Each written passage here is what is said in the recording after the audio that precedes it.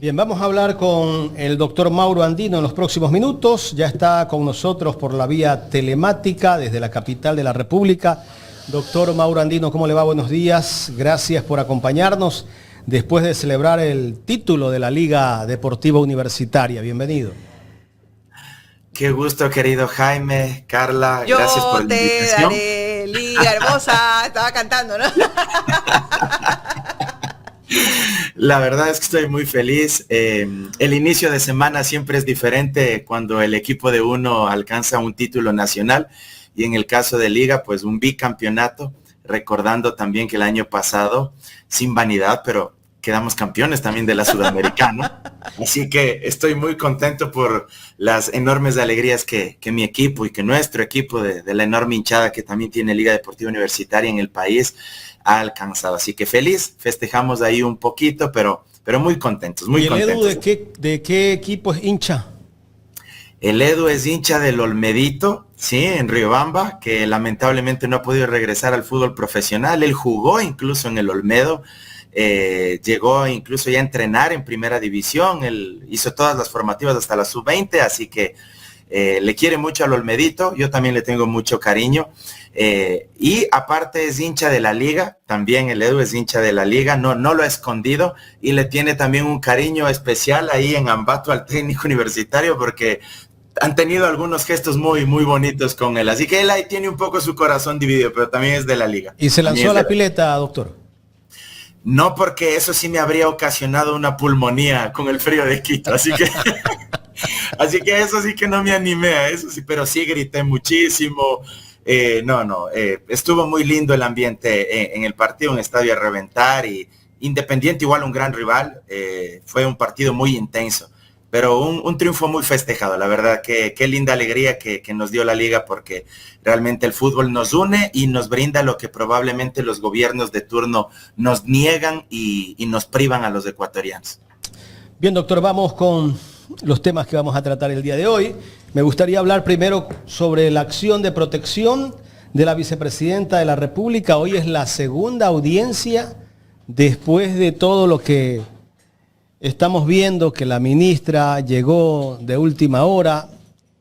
En la anterior audiencia, me parece, con 450 fojas y que han tenido que posponerla por estas fojas que llevó la ministra Ivonne Núñez. ¿Qué criterio merece esto, doctor? ¿Qué va a pasar el día de hoy en cuanto al fallo que se pueda dar? Jaime, es evidente que lo que ha buscado el gobierno nacional y la ministra de Trabajo, Ivonne Núñez, es incidentar la audiencia en la que se está sustanciando la acción de protección que presentó la vicepresidenta de la República, Verónica Abad.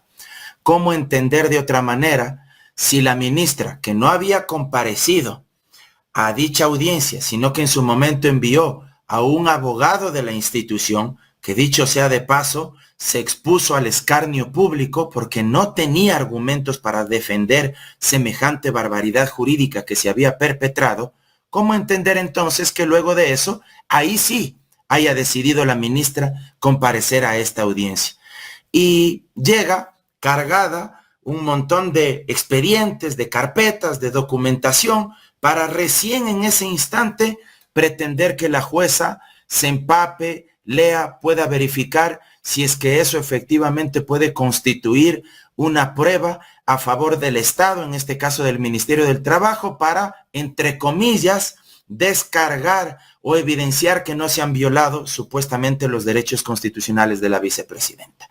Es indiscutible que lo que se buscaba era alargar este proceso, como lo han conseguido, y ojalá la jueza ya no permita más dilatorias y que el día de hoy se termine finalmente la audiencia, que ella pueda expresar oralmente su pronunciamiento, su decisión judicial y que luego, claro, los notifique a ambas partes con el contenido de la misma a través de los casilleros judiciales electrónicos de los abogados, de los representantes de ambas partes procesales. Pero el día de hoy, ojalá ya se pronuncie, y de más está decir que luego de esa bochornosa defensa del Ministerio del Trabajo, que no pudo evidenciar ni demostrar cuál era la norma bajo la cual se sancionaba a la vicepresidenta con la suspensión de 150 días, es indiscutible que esa acción de protección es procedente y debe ser aceptada. ¿Cuál es la intención de la ministra? ¿Llevar 450 fojas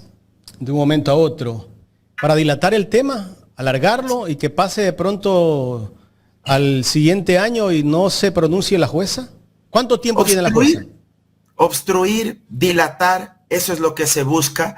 Generalmente una audiencia de una acción de protección a lo mucho puede durar, póngale usted varias horas, de pronto pueden ser 2, 3 días, pero en el máximo de los tiempos, no como ha sucedido aquí, que se ha ido posponiendo de semana a semana. Ya lleva 15 días, me parece, ¿no? Creo que son incluso ya 3 semanas, si mi memoria no me falla. Entonces, aquí es evidente que lo que busca la vicepresidenta de la República la ministra de Trabajo es incidentar, bloquear este proceso, alargar.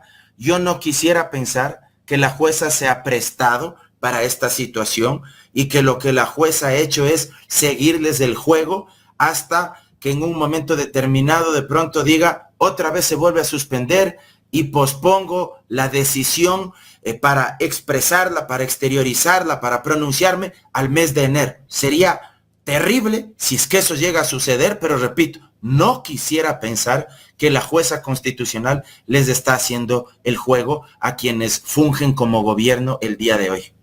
Es decir, hoy debe pronunciarse la jueza y debe emitir un fallo.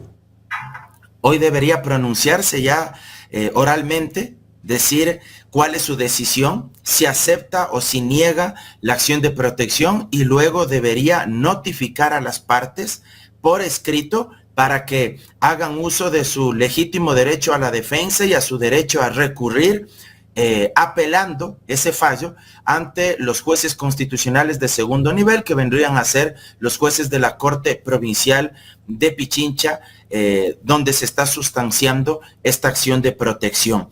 Evidentemente que en la misma audiencia, si es que ya pronuncia oralmente su fallo, en la misma audiencia pueden apelar las partes si es que no están conformes con la decisión de la jueza constitucional.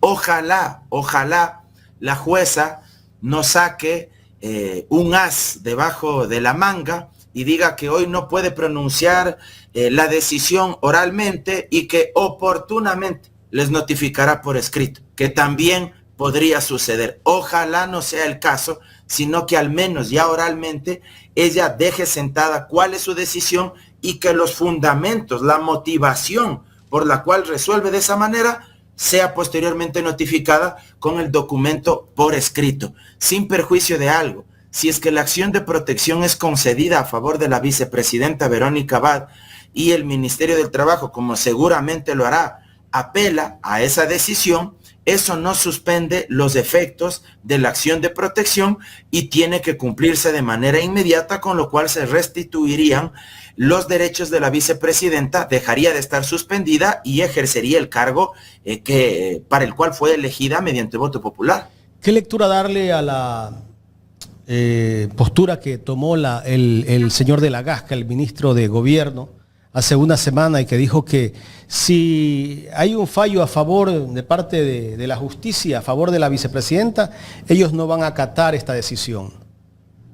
Otra aberración, una demostración más de la soberbia presidencial y de todo su equipo, de una serie de acólitos y de adláteres que le hacen ahí la veña, que no son servidores públicos, sino alfombras del presidente de la República. Eso es una bestialidad, afirmar que como no les gusta el posible fallo, entonces ya se adelantan a afirmar que no harán caso y que se limpiarán con el fallo de la justicia constitucional. Bueno, ¿en qué clase de país vivimos? ¿En la jungla acaso? Aquí impera la ley de la selva, la ley del más fuerte. No hay Estado de Derecho, no hay Constitución, no hay ley que valga. Y es igual de preocupante lo que lamentablemente afirmó días atrás la presidenta del CNE, cuando señaló que si es que el presidente de la República no saca licencia, entonces ningún candidato a la reelección como asambleístas tampoco deberían hacerlo, abriendo la puerta para el abuso y la arbitrariedad, permitiendo ya de antemano que vayan tomando postura a favor de que se vulnere el código de la democracia, casi como diciendo ya el árbitro electoral, la presidenta del CNE, que si es que a Noboa se le ocurre hacer tabla rasa del código de la democracia, tranquilos, no pasa nada. Eso le beneficiará esa arbitrariedad a los demás candidatos a la reelección para la asamblea. Y bajo una frase y un cliché bastante vergonzoso, porque la ley es para todos o las reglas deben aplicarse para todos, como que les hace un favor a los candidatos a la reelección en la Asamblea Nacional. No, un ratito, si aquí no se trata de que como uno irrespeta la ley, entonces les vamos a extender ese irrespeto al resto para que se sientan conformes o se sientan tranquilos. No, si aquí de lo que se trata es que todos estamos bajo el imperio de la Constitución y de la ley, no bajo el imperio de la voluntad de un monarca, ni de un príncipe, ni de un hacendado bananero. Eso demuestra que el juez electoral o el Consejo Nacional Electoral está dándole un aval al presidente de la República para que pueda ser presidente y candidato al mismo tiempo. Porque decirle eso a los ecuatorianos y al resto de candidatos, si el presidente sigue como presidente, ustedes también van a seguir como asambleístas. Prácticamente, Jaime, por eso es mi indignación, porque quienes estamos también de candidatos, le hablo ahí ya como candidato a la Asamblea Nacional, mire, queremos competir en igualdad de condiciones, pues. Si ya de por sí es una competencia por demás injusta, desequilibrada, porque usted observa a los candidatos de ADN haciendo una campaña anticipada voraz, con chompas, con gorras, con los colores, con los logos del movimiento oficialista ADN, repartiendo sándwiches, repartiendo comida, entregando regalos, dádivas, haciendo suntuosos eventos, majestuosas concentraciones. Ojalá sea con el dinero de ellos. Ojalá, aunque ya hemos visto que determinadas decisiones gubernamentales son actos proselitistas de campaña electoral, pero con dinero de todos los ecuatorianos. Por ejemplo, el famoso bono para los jóvenes de nuestro país, que más que un bono es una humillación flagrante, diciéndoles que durante 3 meses consecutivos pueden cobrar, creo que $400 mensuales, si es que se registran en una plataforma, y eso supuestamente les va a servir para un emprendimiento. O la misma medida de exonerar o de condonar el pago de la tarifa eléctrica hasta cierto consumo por kilovatio hora, pero con el dinero no de Noboa, pues, ni con los 81 millones de dólares que deben por capital al Servicio de Rentas Internas la familia del presidente de la República, sino con el dinero de todos nosotros. Bueno, si el árbitro electoral no pone las cosas en su sitio y de antemano le allana el camino, porque decir eso es prácticamente ya anticiparse.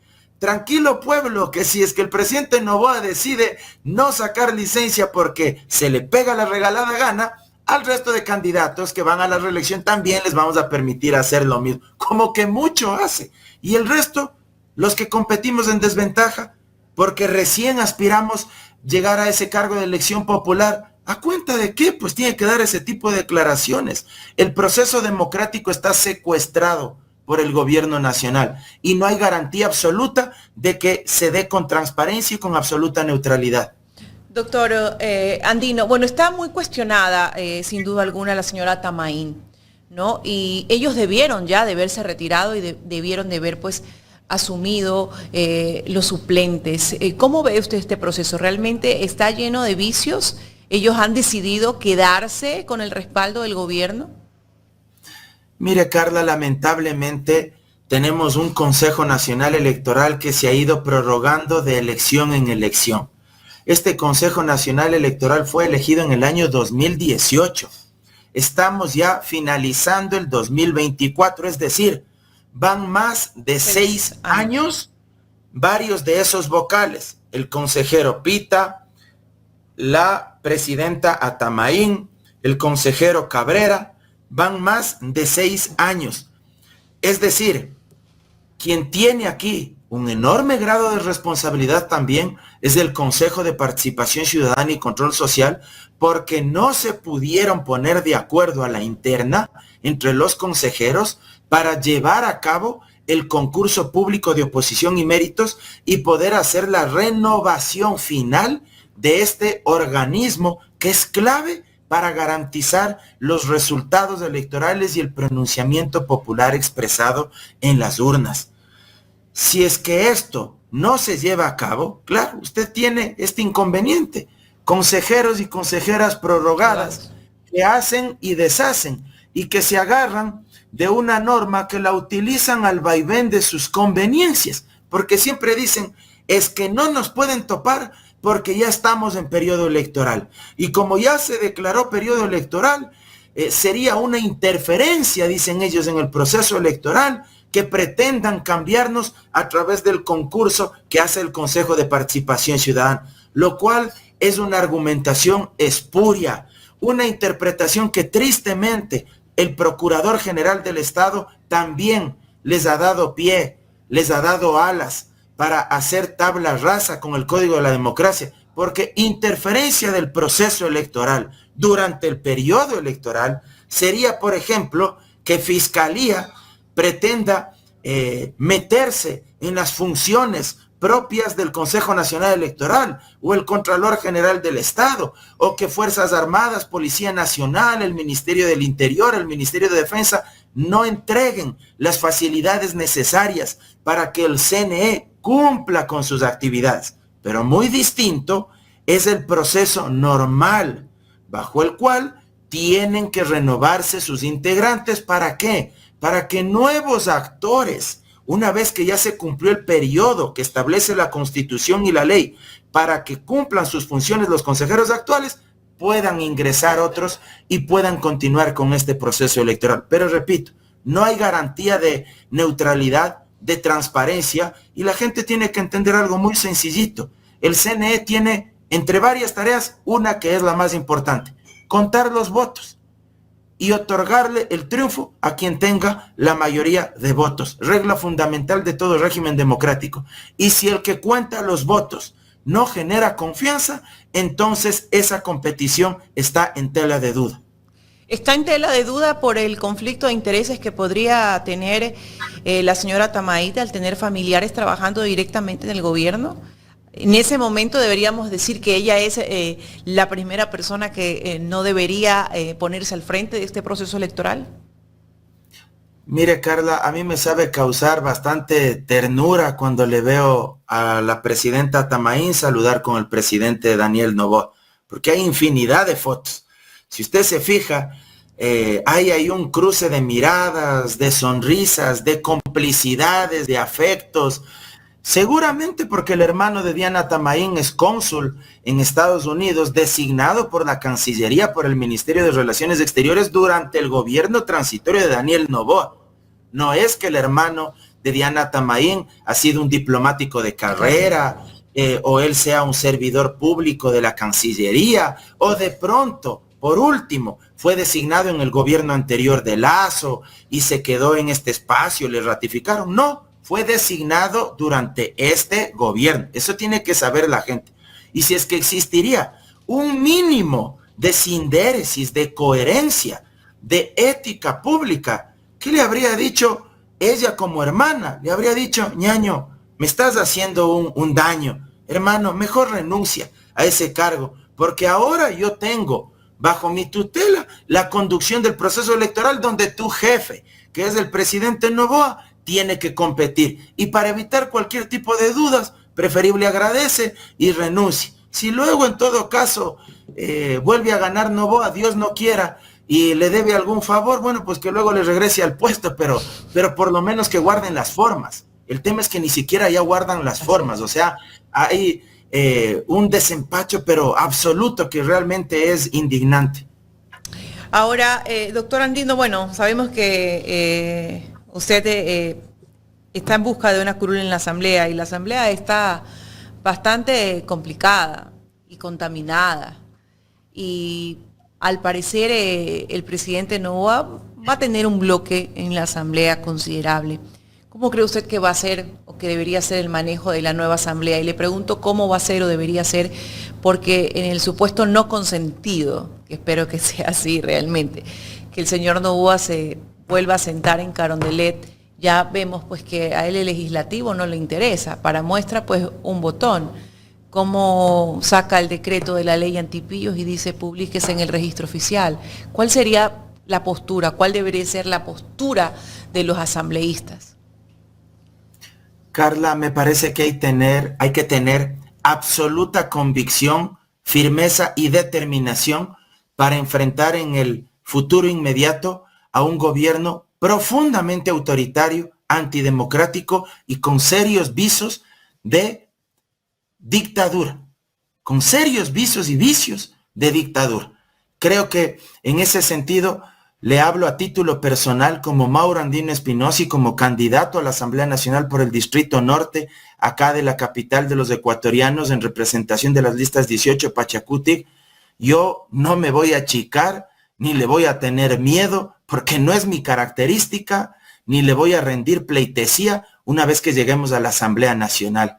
Si algo he tratado de demostrar durante toda mi trayectoria profesional, académica, como profesor universitario, como profesional del derecho, es que yo debato con argumentos, con ideas, con propuestas sólidas. Y en ese marco sabré defenderme en ese sentido y sabré defender sobre todo los intereses legítimos del pueblo ecuatoriano, que es por lo que hay que ir a luchar, para representar dignamente a la gente, con honestidad, con inteligencia, que creo que tanta falta le hace también a la Asamblea Nacional, y porque hay que regenerar la política, Carla, y hay que regenerarla de tanto degenerado que la ha prostituido a la política en nuestro país y al servicio público, y porque creo que hay que rescatar también el ejercicio de los derechos, hay que rescatar a los ecuatorianos, hay que rescatar a las instituciones públicas de unas manos audaces, pillas, que se están aprovechando del secuestro del Estado para hacer negociados como los de Progen. Vea, eso por ejemplo hay que fiscalizar en el próximo periodo. Yo sí me comprometo, porque ahí no hay que tenerles miedo, porque es un contrato de más de 149 millones de dólares. Y les entregaron un adelanto del un contrato que era de 100 millones, del 70% aproximadamente, a una empresa que poco más y no existe. Una empresa que creo que tenía un capital accionario de $150,000. Y le dan un contrato a Progen de aproximadamente 100 millones de dólares. Bueno, desde la Asamblea hay que fiscalizar eso. Alguien a veces me pregunta, bueno, ¿y cómo vas a hacer tú como asambleísta para trabajar por el tema de salud pública, de educación pública, de seguridad? Y yo siempre les digo, no es un tema únicamente de normas, no es un tema solo de legislación, también es un tema de fiscalización. Por ejemplo, en materia de salud. Perdón que lo interrumpa, doctor Andino. Justamente tenemos un superchat de Jean Mont. Dice, doctor Andino, ¿hay formas legales de recuperar lo robado en los contratos con 150% de sobreprecios de las barcazas? Contraloría tiene que actuar inmediatamente. Me enteré por redes sociales que ya han dispuesto que se haga un examen especial. Ya habían entregado la orden de trabajo. El problema, claro, es que este examen especial no va a salir inmediatamente, porque también técnicamente hay razón en que se ha dispuesto que se haga un examen especial desde el 1 de enero del año 2023 hasta este mes de diciembre del año 2024. Estamos hablando prácticamente de un periodo de 2 años. Y claro, hacer un examen especial a todo eso va a tomar tiempo. El problema ¿cuál es? Que hasta que salgan los resultados de eso, y que seguramente, si es que habría una Contraloría autónoma, independiente, tendría que evidenciarse todas las irregularidades que han existido durante estos procesos precontractuales y contractuales en materia energética. Bueno, Contraloría debería identificar y establecer ahí responsabilidades civiles, administrativas, penales. Ahí deberían establecerse una serie de glosas para que paguen los funcionarios públicos involucrados. Ahí hay indicios de responsabilidad penal para que pase a conocimiento de fiscalía y arranque una investigación previa por presunto peculado, que creo que a todas luces existe ahí, peculado, delincuencia organizada, tráfico de influencias, una serie de delitos penales pueden derivarse de esto. Luego, claro, se podría seguir un juicio de repetición en contra de los malos servidores públicos por cuya responsabilidad se han perdido recursos y dinero de todos los ecuatorianos. Eso también toma tiempo. Siempre será bastante complicado recuperar esos recursos, pero no debe quedar en la impunidad. Yo creo que aquí hay varios funcionarios públicos que deberían pagar con la cárcel una vez que se den las investigaciones penales del caso, y por supuesto en la Asamblea Nacional también hay que fiscalizar y hay que investigar políticamente, porque si esta Contraloría, si esta Fiscalía no hacen nada, yo ya lo dije en mis redes sociales, en mi cuenta de Twitter, de X, yo dije que la próxima Asamblea, y también me comprometo a esto, perdón por las pastillas publicitarias, luego me pasan la factura, pero yo sí me comprometo a fiscalizar, por ejemplo, al Contralor, a la misma Fiscal General, porque si no actúan y se hacen de la vista sorda, o sea, alguien tiene que hacer algo, pues porque si no aquí estamos naturalizando que nos roben en la cara, que nadie diga absolutamente nada. Bueno, ¿qué es el país de la regalada gana? Sí, muchas veces se ha dicho que es así, pero ya basta. Creo que es el momento también de ponerles un pare. Correcto. Doctor Andino, ¿cuál es su pensamiento, su postura sobre la construcción de la nueva cárcel en Archidona, ¿no? Y bueno, sabemos pues que los moradores, quienes habitan ahí, no están contentos por esta construcción de esta nueva cárcel, pero también vimos la represión que usó el gobierno contra los manifestantes. ¿Cuál es su visión? Creo que lamentablemente el gobierno nacional pretende construir una obra bastante polémica y compleja sin la necesaria y urgente socialización previa con los habitantes de ese territorio. Primera gran cuestión, cuando usted diseña y va a ejecutar una obra pública o una política pública, y sobre todo cuando el grupo objetivo y cuando la meta que usted se traza a través de esa acción tiene implicaciones bastante álgidas, bastante delicadas, usted no puede venir de la noche a la mañana e imponer como monarca de forma autoritaria, de forma vertical, hacer algo. Usted previamente tiene que socializarlo. Esto es como una familia, como un condominio, si usted quiere, hagámoslo un poquito más grande. Si el administrador del condominio quiere tomar una decisión, ¿la toma por su cuenta y riesgo él solo o convoca a una asamblea de los condóminos, de los miembros del edificio, de los dueños de los departamentos para socializarles lo que va a hacer y luego poder tomar esa decisión? Hace esto, pues. No es que el administrador del condominio o el presidente del condominio toma la decisión a rajatabla y luego recién se enteran los condóminos. No, no es así, porque las decisiones difíciles y construir una cárcel en el contexto actual de inseguridad, de criminalidad, de crisis económica, en cualquier provincia, en cualquier ciudad, le iba a generar inconvenientes, porque también hay que ser claros. ¿Quién quiere que le construyan una cárcel en su ciudad o en su cantón? Nadie va a querer eso.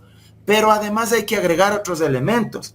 Las provincias amazónicas son territorios donde habitan mayorías de poblaciones, de pueblos, de nacionalidades indígenas. Y ahí usted tiene que respetar algo que es muy importante y que la Constitución lo prevé: derechos colectivos de los pueblos y nacionalidades indígenas. Y ahí usted tiene que incorporar mecanismos participativos que también la Constitución señala. Por ejemplo, si usted va a explotar recursos naturales no renovables, la Constitución prevé la consulta previa, libre e informada, de manera obligatoria. Bueno, si usted les va a construir una cárcel en un territorio de pueblos y nacionalidades, haga el mismo ejercicio para evitar este conflicto. Y si ya la situación se desborda, no sea tan terco y autoritario enviando a las fuerzas militares para que repriman más a la gente, porque eso es lo único que van a lograr, es que se enardezca más la situación y que existan conflictos mucho más grandes en perjuicio, por supuesto, no solo de Archidona, sino en general del país. Doctor Andino, el presidente prometió instalar una cárcel en alta mar. Debería ser en alta mar la cárcel que él dijo que iba a instalar, no en Archidona. Es una muy buena pregunta. Yo ya me había olvidado. Fíjese cómo a veces la memoria a uno también le juega malas pasadas, ¿no? Ya me había olvidado que el hombre prometió pues las mega cárceles en mega embarcaciones marítimas. Sería bueno, ¿no? Sacarle en cara eso, en el buen sentido de la palabra, y decirle, oiga, pero usted no ofreció pues en territorio de la provincia del Napo ni en Archidona hacer una mega cárcel. Usted ofreció usar unos buques gigantes donde usted iba a ir a encerrar a los delincuentes de alta peligrosidad. ¿Dónde está su palabra? ¿Dónde está su promesa? Pero algo más importante todavía y algo de fondo que quería mencionarles además, es que cuando un régimen tiene como prioridad construir megacárceles, en vez de construir escuelas, en vez de construir colegios, en vez de construir universidades, en vez de hacer obras de infraestructura como el mantenimiento de las hidroeléctricas, entonces significa que algo está muy mal en ese país, que algo está caminando con un fuerte aroma y tufo a irregularidades, a malas decisiones en ese gobierno. Porque si usted prefiere hacer cárceles, significa entonces que usted está escogiendo el camino de la represión, el camino de la bala, el camino de la bota, el camino de la violencia institucionalizada. Y no porque yo esté diciendo que los criminales no deban ir a la cárcel, claro que deben ir a la cárcel. Pero si por cárceles fuera la solución para acabar con la inseguridad, entonces construyendo 2, 3 se acabaría el tema. Pues si no, vea lo que sucede en Estados Unidos. Estados Unidos, probablemente de los países desarrollados que pertenecen a la OCDE, a la OCDE, que es la organización que agrupa las economías más desarrolladas del planeta, es el país que tiene más presos por porcentaje, por índice per cápita, por habitante. El país que más presos tiene y que más cárceles, tanto estatales como concesionadas a agentes económicos del sector privado, tiene en el mundo desarrollado. Y esas mega construcciones de las cárceles, ¿ha disminuido la criminalidad en Estados Unidos? No, porque si usted revisa el índice de criminalidad y de homicidios, de muertes violentas en Estados Unidos, es de las tasas más altas entre los países desarrollados. Tienen una tasa de criminalidad de algo más de 7 muertes violentas por cada 100,000 habitantes. Países como los nórdicos, Dinamarca, Finlandia, Noruega, como los demás países europeos como Alemania, entre otros, tienen tasas de criminalidad que va entre 1 y 2 por cada 100,000 habitantes. Y no tienen las megacárceles ni las leyes represivas que tienen en Estados Unidos, porque el problema no pasa por hacer más cárceles. El problema pasa porque este gobierno no dispone recursos para salud, para educación, algo que le iba a decir a Carla. 2,000 millones de dólares se volaron de un solo tajo del presupuesto de este año en salud y educación. Esto lo sacó el diario La Hora la semana pasada. Eso hay que fiscalizar. Del presupuesto general del Estado, el Ministerio de Economía y Finanzas, de un plumazo, sin que nadie se dé cuenta, se bajaron 2,000 millones de dólares en salud y educación. Por eso es que dicen que han bajado el déficit fiscal. Claro, porque se volvieron una especie de contadores, pues. Piensan que manejar los asuntos públicos y gobernar a una comunidad con tantas brechas de desigualdad entre ricos y pobres, piensan que solo es una cuestión aritmética. Entonces, en un libro de contabilidad ellos dicen, a ver, tanto teníamos de déficit y hemos bajado tanto, somos un gran gobierno. Pero las personas no son simples números, pues. Gobernar implica procesar conflictos, necesidades, demandas, porque usted está dirigiendo la vida de seres humanos. De sus buenas o malas decisiones depende el presente y el futuro de quienes vivimos y de los que vendrán a este país. Entonces, claro, la visión de ellos, en cambio, es una visión únicamente contable, con el afán de decir, ya hemos reducido el déficit fiscal, ahora sí vamos a recibir las loas y las felicitaciones de los organismos que son de las calificadoras de riesgo, de los multilaterales de crédito, y con eso vamos a estar satisfechos, mientras la gente muere porque no tienen cómo acceder a la diálisis y porque no se les paga hasta el día de hoy a las prestadoras de salud privada. Doctor, ¿qué lectura darle a la persecución que le está dando el presidente al alcalde de Guayaquil, Aquiles Álvarez, y también la ministra de Ambiente? ¿Esto lo hacen tal vez con el ánimo de hacer un show y distraer todos los problemas que tiene el país en este momento o qué? Es lamentable porque se evidencia a todas luces que hay una persecución brutal en contra del alcalde de Guayaquil. Mire, Jaime, más allá de que cualquier autoridad puede ser investigada y debe ser investigada si es que el caso así lo amerita, y por supuesto el alcalde de Guayaquil no está exento de aquello, pero él parece fiscal, pues. A eso voy, pero los hechos nos demuestran que todo está teledirigido, que está fríamente planificado, porque esta investigación, este proceso ya penal, porque incluso les han formulado cargos el fin de semana pasado, se activa justo en momentos en que al régimen le interesa más. Justo se da el escándalo con Progen y el adelanto de un 70% de 100 millones de dólares a esta malhadada empresa que creo que ni se dedica a hacer generadores eléctricos y ya ni les contestan el teléfono a los del gobierno. Justo se da ese escándalo de corrupción y entonces nuevamente reactivan y se lleva a cabo la audiencia de formulación de cargos para vincular a varias personas en este proceso penal. Y claro, el alcalde Aquiles Álvarez fue contundente en su respuesta. No solo con esa frase de Pinochet que me pareció contundente cuando hacía una especie de comparación entre lo que Pinochet decía y mentía, y para que no se den cuenta de sus mentiras usaba gafas oscuras, y hacía el contraste o la comparación con lo que hace Noboa, que tiene ni sé cuántos cientos de pares de gafas, y por eso seguramente se pone para que no se note sus mentiras en la mirada, en los ojos.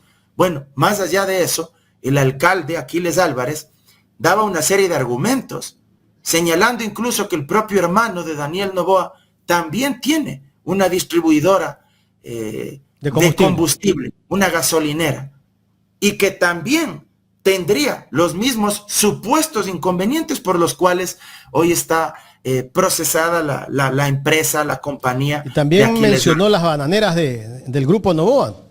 También las bananeras del grupo Noboa. Pero lo más preocupante, ¿cómo es posible que siendo un tema que los lleva adelante Fiscalía, salga Daniel Noboa a informar a la ciudadanía que ya Fiscalía les ha formulado cargos, que esto no va a quedar en la impunidad, que él defiende a Guayaquil, que él es el fiscal general? Hasta donde yo sé, él es presidente de la República, pues. Él no puede salir a estar frenteando y diciendo que él ha hecho tal o cual cosa en un tema que es exclusivo, que es de competencia de Fiscalía, no del gobierno nacional. Claro, es evidente, ¿no? Y también la decisión de la señora ministra de Ambiente de venir y hacer, bueno, está bien que haga su trabajo en el tema medioambiental, ¿no? Pero acusan directamente al alcalde, que es el culpable y que también quiere verlo preso. Eso demuestra que ya es un direccionamiento hacia la autoridad de Guayaquil. Mire, y hasta donde yo sé, corríjame si tal vez estoy dando una apreciación equivocada a usted que está allá en Guayaquil, Jaime, pero hasta donde yo sé, este tipo de inconvenientes se vienen arrastrando desde administraciones pasadas. O sea, no es algo que haya nacido ni que haya aparecido en la administración de Aquiles Álvarez, con lo cual yo no estoy diciendo tampoco que él no deba hacer nada y que si han existido equivocaciones no se lo deba criticar. Por supuesto que si es que eso ha sucedido, hay mérito como para criticar, cuestionar, los guayaquileños tienen ese derecho. Pero repito, de lo que se sabe, no es un tema pues que aparece en la administración de él, es un tema que se viene arrastrando desde hace muchos años. Y de lo que se conoce, más bien esta administración ha emprendido y ha tomado varias acciones para tratar de mitigar estos daños medioambientales que al final del día provocan, por ejemplo, contaminación de los ríos y del agua que finalmente consumen, sirve para las necesidades básicas de los guayaquileños y guayaquileñas. Repito, parece que ese es un tema que se ha venido ya más bien trabajando para mitigarlo y que se lo arrastra desde varias administraciones anteriores. La ministra, en vez de exteriorizar este tipo de deseos bastante bizarros, porque eso de desear, de anhelar que alguien esté en la cárcel, me parece que es algo bastante feo, que habla muy mal de una persona, de verdad. O sea, que alguien esté deseando que su adversario, que su enemigo político esté tras las rejas, me parece que habla muy mal de esa persona como ser humano, sea mujer, sea hombre. En vez de dedicarse a eso, debería centrar todos sus esfuerzos para lograr que Progen nos devuelva la plata que se ha llevado de todos los ecuatorianos. Eso es lo clave. Si bien ella no firmó ese contrato porque aún no estaba como ministra encargada de energía, pero fueron sus predecesores, pues, que pida que se investigue a su predecesor, al ministro Luque, porque él fue el que supuestamente verificó incluso en las bodegas de Progen, que ahí estaban los generadores, toda la maquinaria, la infraestructura, los equipos. Bueno, en eso debería centrar todos sus esfuerzos para evitar que se lleven 100 millones o el 70% de 100 millones de dólares en ese contrato millonario donde el Estado ecuatoriano está perdiendo sus recursos. Doctor Mauro Andino, quiero agradecerle por el tiempo que nos ha dispensado el día de hoy para conversar aquí en Los Especialistas de Ecuador en Directo. Muchas gracias a usted, Jaime, y a usted, Carlita, siempre a las órdenes. Abrazo enorme. Gracias. Muchísimas gracias, doctor Andino. Esperamos pues, poder contar con usted en una próxima ocasión. Ese fue pues la entrevista con el doctor Mauro Andino hablando pues sobre la coyuntura política, sobre los hechos del momento.